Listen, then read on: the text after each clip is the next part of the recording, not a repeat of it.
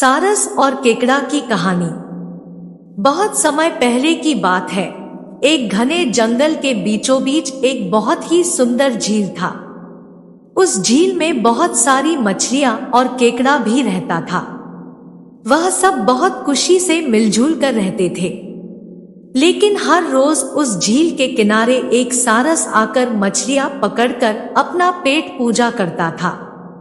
जब भी सारस झील किनारे आ पहुंचता तब सारे मछलियों के बीच भागा दौड़ी शुरू हो जाता था। ऐसे दिन बीतता गया। धीरे धीरे सारस बूढ़ा और कमजोर होने लगा। पहले की तरह वह शिकार भी नहीं कर पा रहा था। सारस बहुत दुखी होकर झील किनारे बैठ गया। सारस का यह हाल देखकर झील की मछलियां बहुत खुश हुई। सारे मछली सारस के सामने तैरने लगे, पर सारस ने उन्हें कुछ नहीं किया, सिर्फ बैठा रहा। ऐसे कुछ और दिन बीत गए।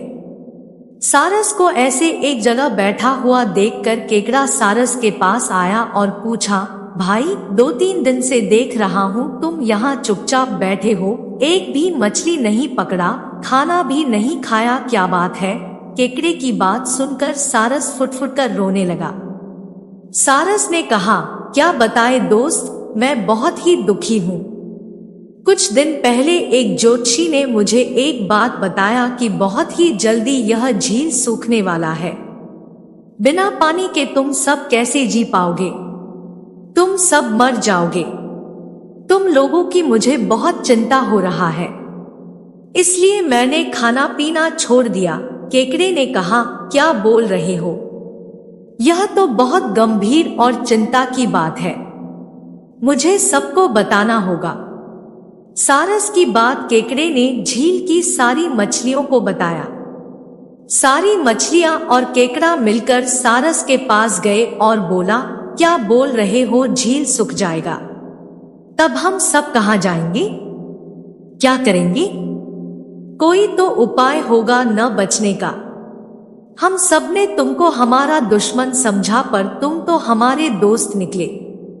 हम लोगों के चिंता के कारण तुमने खाना पीना छोड़ दिया। दोस्त, अब तुम ही कोई उपाय बताओ। सारस ने कहा, अच्छा लगा सुनकर कि तुम सब ने मुझे दोस्त माना है। एक उपाय है, कुछ ही दूर पर एक तालाब है।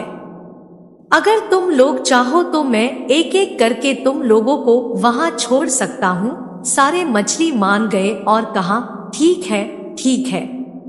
तालाब में पहुंचाने के लिए अगले दिन से सारस एक एक मछली को अपने चोंच पर लेकर जाना शुरू किया।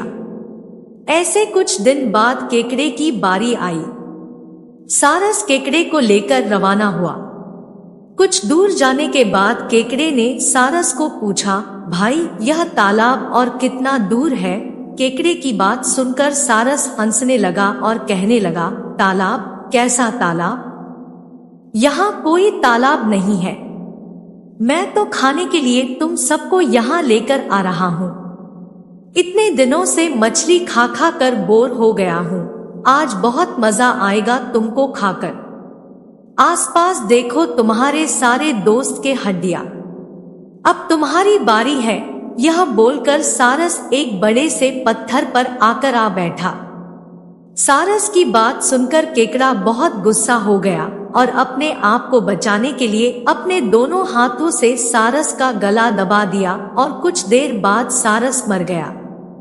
फिर केकड़ा अकेले झील वापस आ गया और बाकी मछलियों को सारस के चाल के बारे में बोला और कैसे उसने सारस को मार डाला यह भी बताया। सारे मछली बहुत खुश हुए और निश्चिंत होकर रहने लगे। इस कहानी से सीख। इस कहानी से हमें यह सीख मिलती है कि हमें हर काम सोच समझकर करना चाहिए और किसी की बातों में नहीं आना चाहिए।